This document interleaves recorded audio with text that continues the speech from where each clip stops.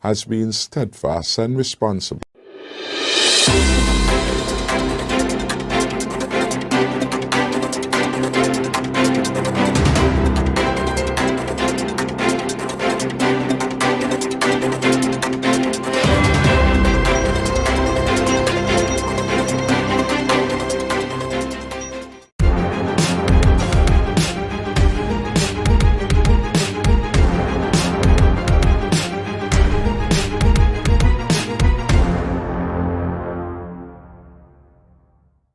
Prime Minister Dr. Timothy Harris, after weeks of relative quiet on the issue of his discontented coalition partners, publicly fired them on national radio and television and immediately announced that Parliament had been dissolved. The announcement came on 10th May as the 21 days for the motion of no confidence against the Prime Minister was almost at an end, and political pundits had expressed the view that the Prime Minister was unlikely to allow himself to face the motion of no confidence. For some reason, the termination of the ministers was also unexpected for some persons. Several ministers of the coalition PAM and CCM had their portfolios stripped and reassigned to a senator and to the Attorney General, as well as to two other ministers of government. I have taken the difficult but necessary step to remove from their positions those who have shown a disinterest in their duties. I have asked His Excellency to reassign their portfolios to members who are willing and able to deliver for you. Yesterday I asked His Excellency the Governor-General, Sir S.W. Tapley-Seaton, to remove the Honourable Sean Richards from the office of Deputy Prime Minister.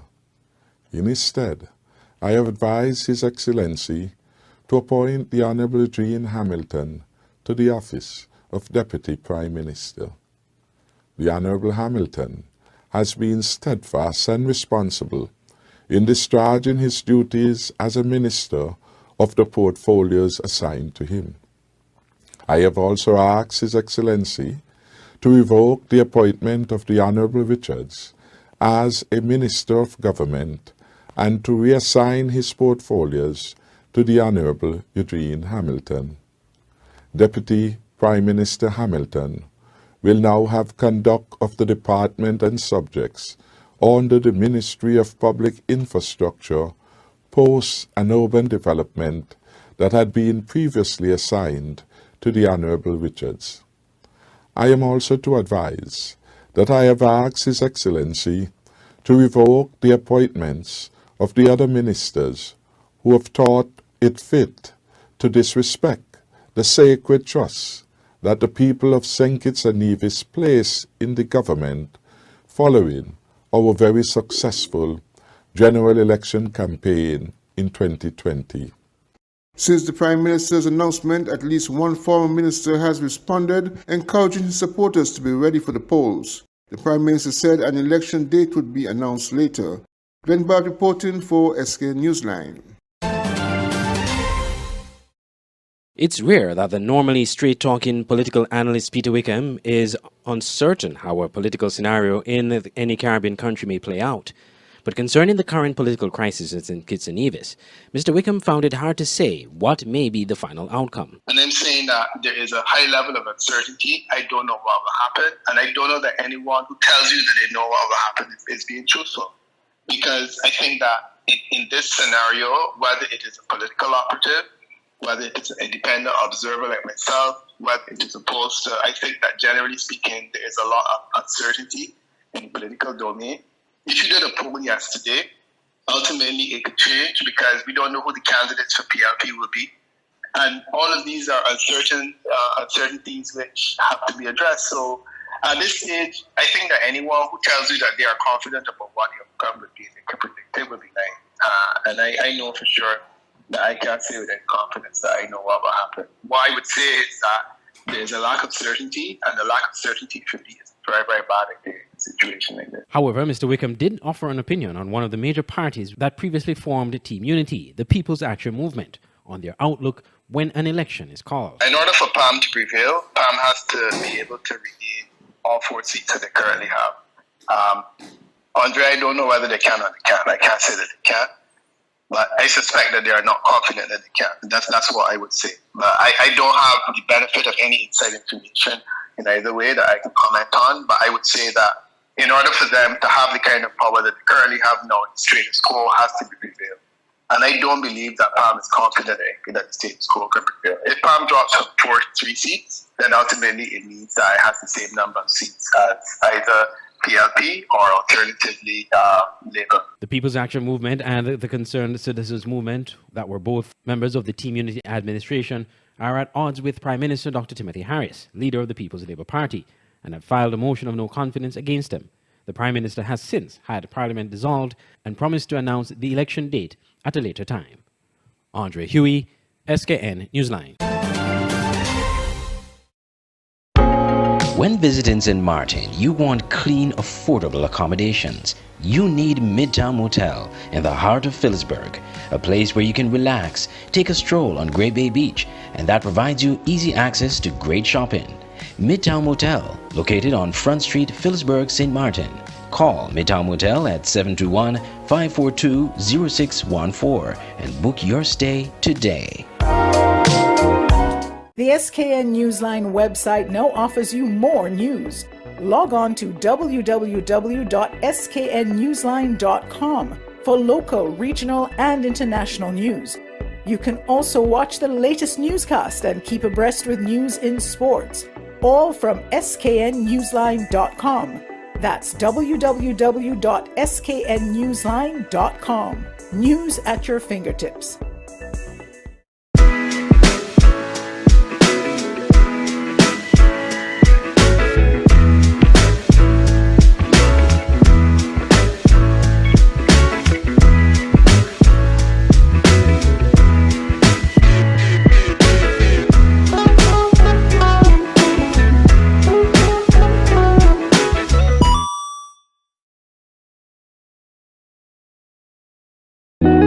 Nestled between evergreen mountains and the Caribbean Sea on the island of St. Kitts is the Millhouse Guest House and Convention Center.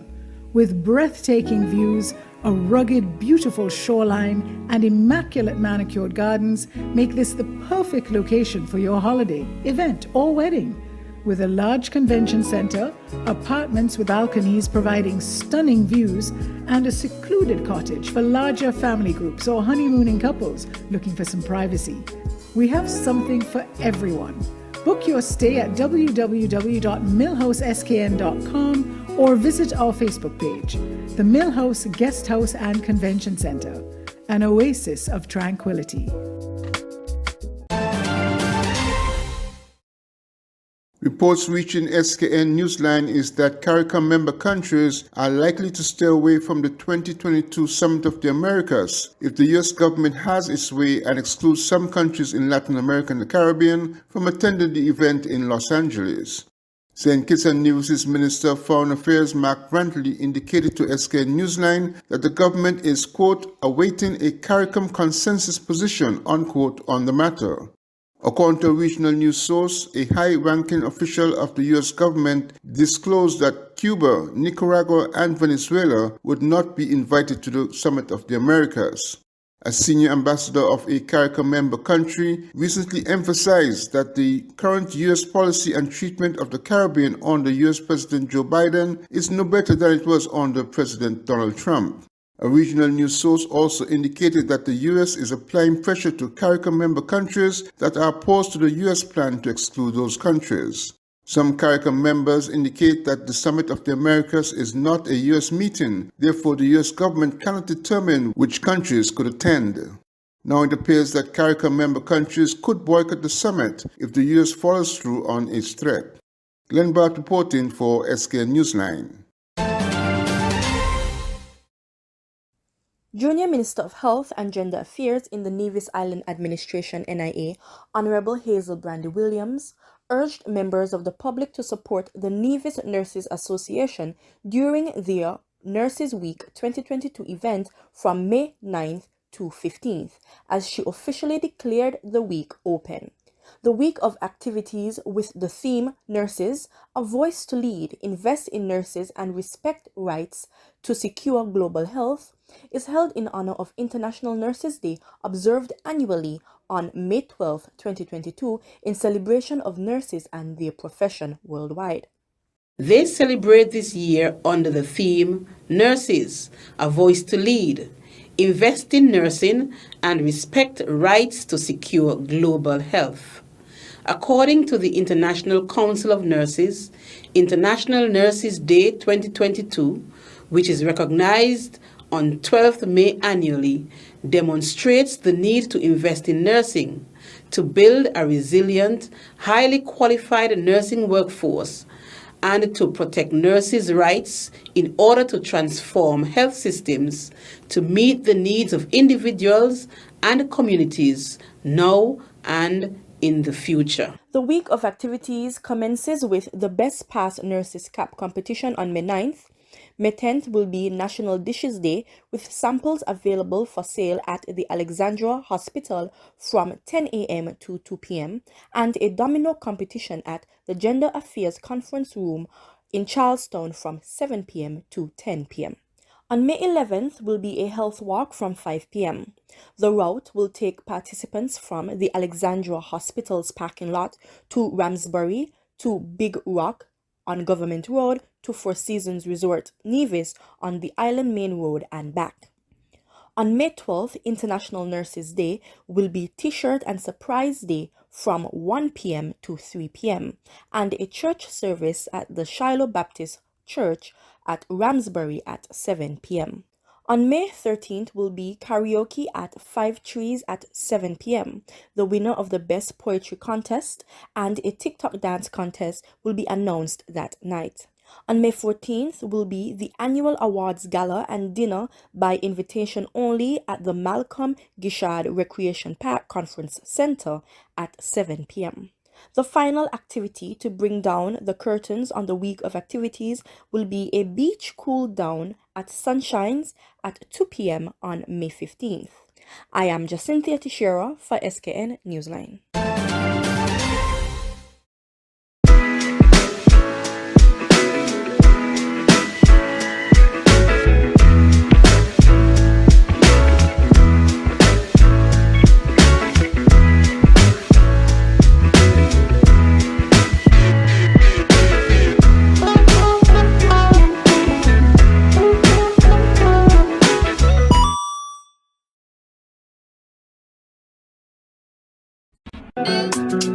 Online radio has never been this great.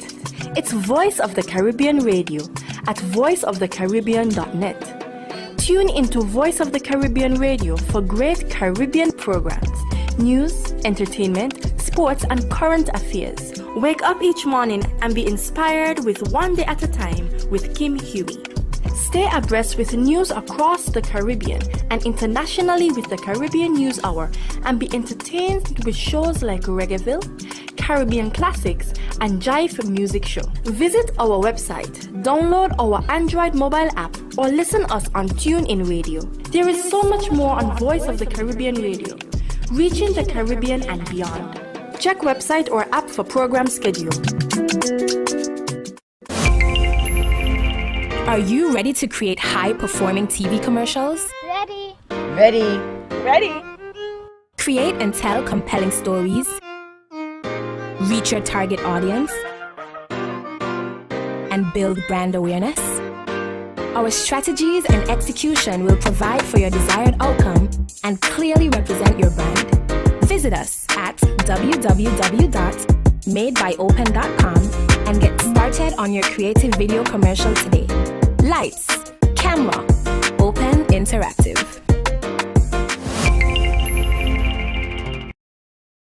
Auto Plus Car Wash, located on the College Street Gut, Bastyr, St. Kitts. Bring your car to Auto Plus Car Wash to remove water stains, wiper marks.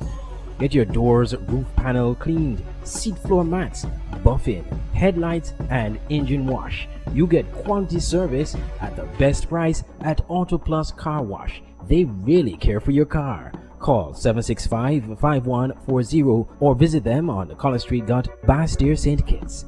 Auto Plus Car Wash, where the service is number one.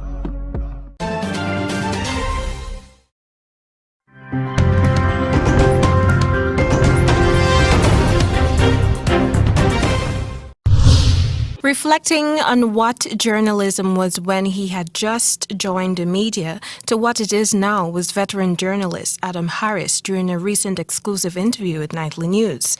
Harris pointed out that back then journalists were more inclined to uncover the truth by undertaking investigative pieces which required a lot of groundwork. But now he explained that with social media playing a vital role in the day-to-day activities of reporters, in some instances this reduces the need for fact-checking before publishing. His advice to the young media professionals is to maintain and observe ethics in journalism, which involves shoe leather reporting. This is what we need to do. Go out on the road.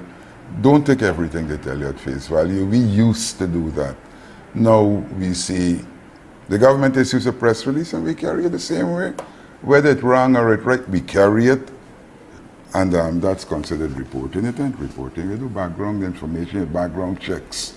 And you would find that a lot of things that I said now would be different from what the same person said 2-3 weeks earlier. Shoe leather reporting involves walking from place to place, observing things and speaking to people, rather than sitting indoors at a desk. It allows a reporter to build sources, scour documents, confirm and reaffirm facts. Harris referenced the likes of his fellow veteran journalists, Julia Johnson and others who he claims have made their mark in undertaking journalism the old-fashioned way. In our days, when you wanted to get a story, it was a lot of legwork. We didn't have transportation at our disposal. You used to run out there and you either got a bicycle or you jump in a minibus or what have you, and you go to your location. A lot of legwork. And there was competition between the media operatives. We did a lot of research before we go. In recent years, the changes in journalism have reached new extremes. Journalists on either side of the divide have different exclusive ideas of truth and integrity. Nonetheless, it is said that the media is the fourth branch of government that has accepted the role of providing citizens with information they can hold the government and public officials accountable. The question is the media recognized as the fourth power considering its limitations to freedom? In response to this question, Harris underscored that the media is the difference between anarchy and the rule of law. Even now, there is this question about the oil revenue. If there's no media to question and examine and all of that, who knows where the money can go, like in some of the African countries. We have the government awarding contracts. Now you should have a public procurement commission. You should have a tender board and all of this. They're non-existent.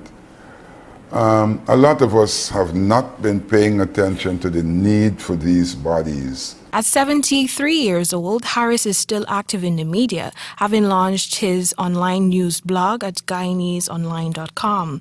He's unsure when he'll throw in the towel in the profession he has grown to love over the years, but asserted that he still has a few years left. Tamika Rodney reporting for the HGP Nightly News. President of the Medical Association of Jamaica, Dr. Brian James, says Jamaica is already in the fifth wave of the COVID-19 epidemic, despite the number of active cases. On Saturday, the Ministry of Health revised the confirmed cases to 227, where the initial report was 137. The country also recorded 166 new cases on Sunday. However, Dr. James says panicking should always be a last resort, adding there are three significant numbers that need focus to determine the country's fate. One is the actual number of positives, which is not a very, very good indicator of what is going on. The second one is the positivity, which is a very good indicator of the trends. Is it going up? Is it going down? Is it doubling? Is it halving? And then the third one, which is the one that I follow more closely, is the hospitalization. He says with the hospitalization numbers not increasing rapidly, it indicates that the BA2 subvariant is a bit milder than the original Omicron. Dr. James says if the variant is mild, Jamaica should not expect an upsurge in cases like in January this year. He says reimposing the COVID-19 measures would only be necessary if hospitalization starts to pressure the healthcare sector. Once it goes over 100, then we start to wonder if we're going to have a bad time.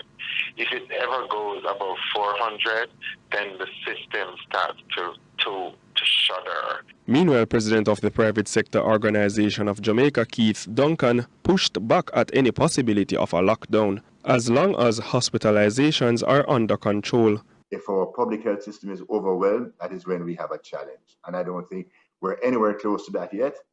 But I think the Prime Minister has a responsibility to maybe signal that if that becomes an issue. Justin Graham, CVM Live.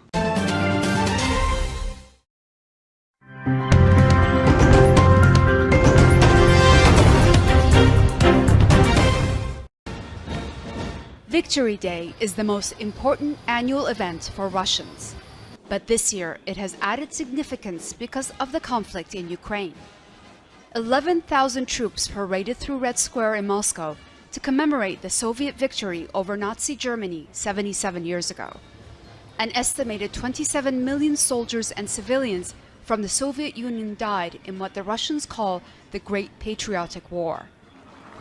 President Vladimir Putin used the occasion to compare the fight against Hitler to his so-called special military operation in Ukraine. You're fighting for our people in Donbass, for the safety of our motherland, Russia. May the 9th, 1945 will always be a triumph of our single Soviet people.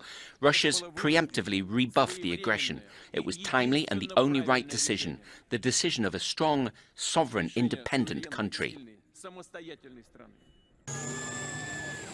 As the missiles and other military hardware paraded through the streets, onlookers backed their president's decision to send Russian troops into Ukraine. I think the operation had to take place. We must win it, bring it to its logical end. Only this way, not a single step back.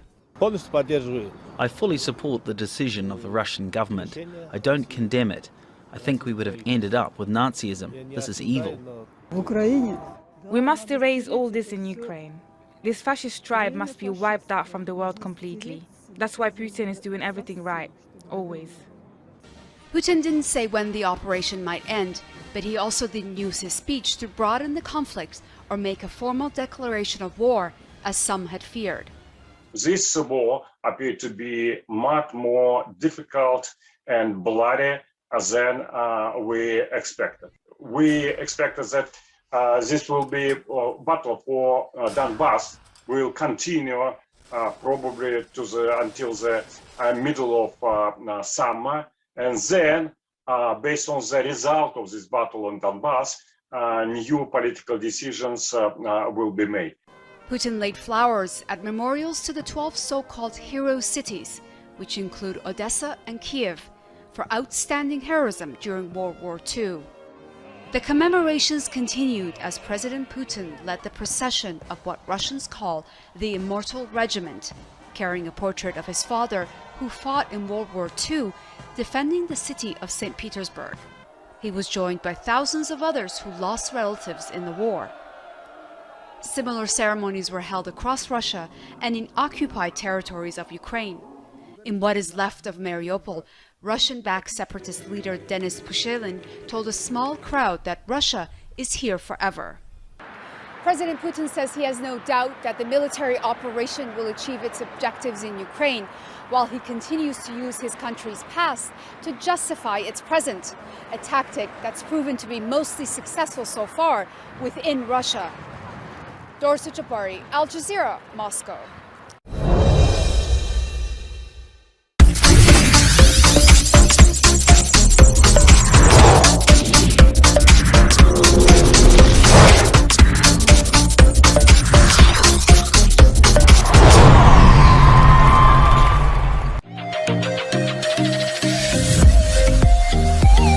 With domestic football back, What are the players, team officials, and administrators saying? Forward to great things, continuation of the 2021 season.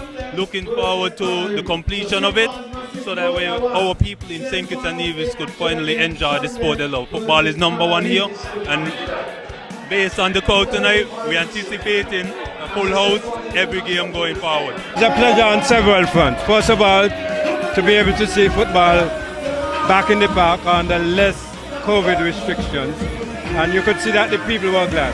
And we are happy that the Queen's Baton is here to be a part of this celebration. But it's a great feeling. Who don't like the feeling of winning a cup? I mean, it's been 2 years, like I said, not playing football, but at the end of the day, we came out, we were training hard, and we just applied what we did in training, bring it onto the pitch, and then we won the game. It's a joy, coming back and seeing the fans them coming out to watch the game that all of us love. As I say, even the other coach on the other bench, he was really uplifted coming back in. Well, I mean, it's always good to have the game, and our preparation for this, we realize that there's a lot of work for us to do. So just for us to be here, in the environment, nothing compared to what you would feel down in our own field, practicing, just looking out and seeing the fans. All of that brought back that kind of joy of, what we would have been missing for over a year and a half. So we're happy to be back here in Warner Park playing football again. Not just for the team, but for the whole St. Kitts and Nevis and a whole. It's a good thing for us because we come back from a long break. We have everybody back from injury. Now we're just trying to get the points then and try to make the 6 and try to get back to our championship.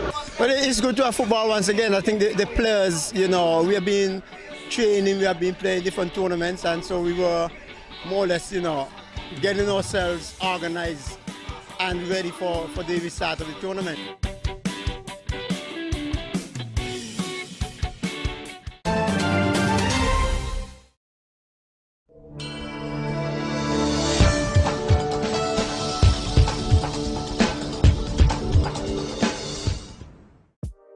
Welcome to the Skn Newsline Weather Report. I am Janil Boone. Here is a look at the 4-day forecast for St. Kitts and Nevis.